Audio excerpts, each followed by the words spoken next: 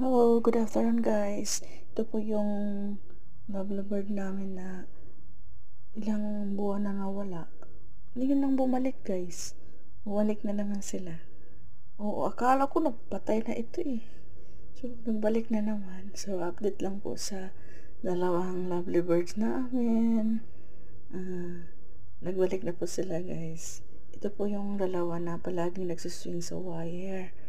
Tapos nagsuswing na naman sila ulit. Dito. So, update lang po ako guys sa dalawang ibon ko na akala ko na patay na ito. Kailan ba yun?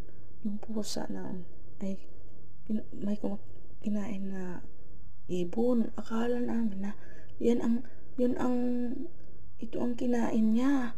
Hindi pala, iba pala yun. Nagbalik ko, ay salamat, hindi pala siya ang nagkain ng pusa. Kasi kumain ng ibon yung pusa. Oo, nakita ko talaga, wala, kawawa naman, kinain yung ibon na palaging nagsiswing dito sa wire. Ngayong araw na to guys, nagbalik sila guys. Ano na naman sila dito, swing na naman. Nakakatuwa guys. Thank you for watching guys. See you my next videos. Salamat sa panonood. Salamat sa suporta guys. Thank you. And God bless to you.